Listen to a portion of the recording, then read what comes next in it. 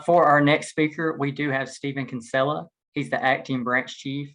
He will be talking about ordering products through GSA, the value that it provides our customers, and how, as a vendor, to better serve that customer base. Stephen, are you ready? Yes, sir. Can you guys hear me all right?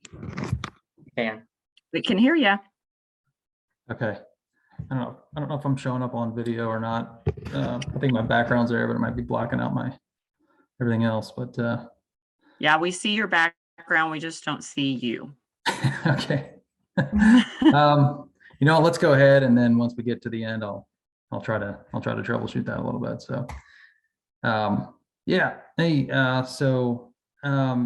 going to talk on two of our main acquisitions: maintenance, repair, facility supplies, and then let's see what that goes. Maintenance, repair. Now. Okay, good. Thanks. MRFS, maintenance, repair, facility supplies, and then MRL requisition channel.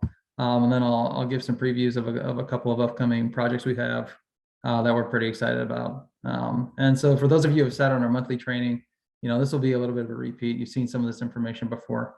But yeah, the MRFS solution, it's easy for customers to see how much they save. We love to talk about that. It's those savings are posted on our D2D data to decisions acquisition analytics, which is a sub page of that site web page, and it takes in all of the spend. It calculates savings against the market using the 4P tool, and then it publishes those savings to customers so that they can go in and see how much they've saved, how much they've spent, and all sorts of other data analysis that they can do as well as needed. So other benefits of this solution that you can use to market this solution. Those of you who are MRFS awardees, I think I saw a couple on the list of attendees here. Low or no minimum orders, right? Expedited delivery for a fee. Multiple platforms for making the purchase. Obviously, the listings are gsaadvantage.gov. I think we're running 15 million plus items there amongst all of the awardees, of which there are 20, give or take, a little bit over 20. Contractor websites, FedMall footprint, and brick and mortar store options. And there's a new sort of map up on our page at gsa.gov/MRFS. I'll put that link in the chat that you can go and check out those physical locations as well. So we're really excited about that. And I think we can go to the next slide there. If Gary's running this, I think it is. So yeah, and we're a best-in-class solution. Every 6 months we go and submit documentation to demonstrate why we're eligible for that. And these are some of the reasons. It's that transactional data that I talked about. Our customers can go in there and see those top-level savings, and also download some of that raw data and further analyze it. We do partner strategically with industry. We want to make that as easy as possible as well. I'll talk about that with some of the new opportunities up here. And it reduces contract duplication. We've got tools, hardware superstore, the legacy classic phrase, right? That we offer for customers. By and large, this is purchase card holders, government purchase cards. So and the vast majority of the sales are also under micro purchase threshold of $10,000, although quite a few transactions actually exceed $10,000 as well. And so we get cross-agency collaboration as well through the use of that data and sharing, more sharing of information. All the vendors are Ability One authorized. Those of you who are awardees know that. That's another great selling point. Customers can buy with confidence, and we have a great small and socioeconomic footprint on the solution. And we are ready for the next slide, please. And our available product lines, like I mentioned, kind of like a Home Depot on steroids. Hardware, tools, paints, etc. And there's a potential for on-ramping as well. So we are taking interest in that. If you are a vendor and you're not an MRFS awardee, but you would be interested in an onboarding, please send an email right there to mrfs@gsa.gov.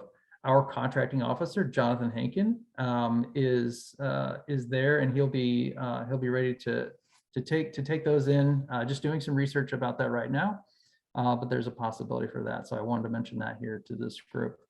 Some contract basics. It is a BPA to mass. It's a base of 1 year plus 4 1-year options. And so we were awarded in July 2019.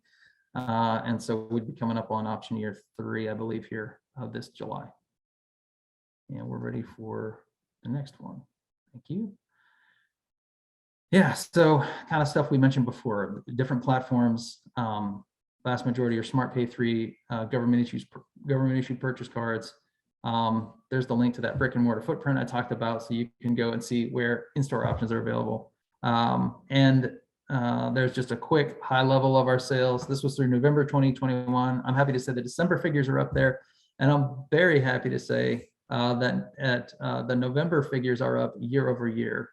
Now the December figures are down just a tad, but not as much as they've been in recent months. So I am cautiously optimistic about the trend that I'm seeing here, and I hope you, as vendors out there, are seeing that as well. And I think we're ready for the next slide.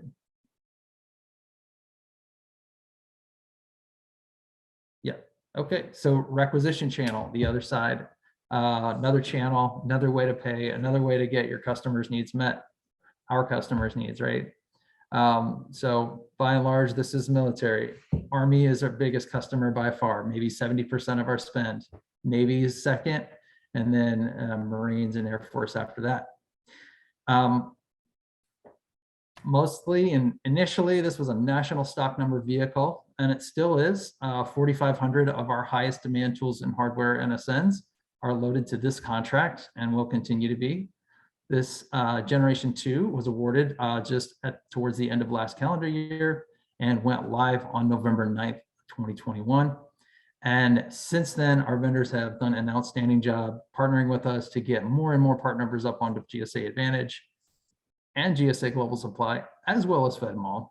And we're up to over 2.5 million part numbers and counting, just close to being to that full, what we think should be about 3 million once we are finally complete with that. And then we can begin kind of a refresh of that part number offering. And we are starting to see a rebound in those sales. There was a downtime between the transition from Gen 1 to Gen 2.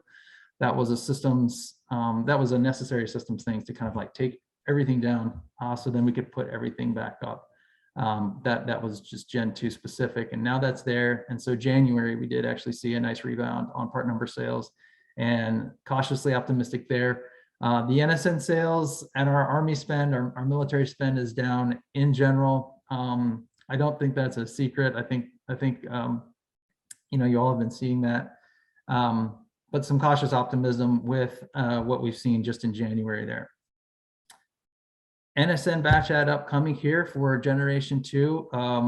Again, I have on here available for questions later as needed. Leanne Israel, who is our acting section chief for the MRO section, as well as the lead CEO for the requisition channel Gen 2, and Jonathan Hankin, who is actually also managing the NSN batch ad that I'm talking about here. These are 485 NSNs. Some of you, if you were privy to, if you're an RC2 awardee, you will have seen messages about that, or informational message and such.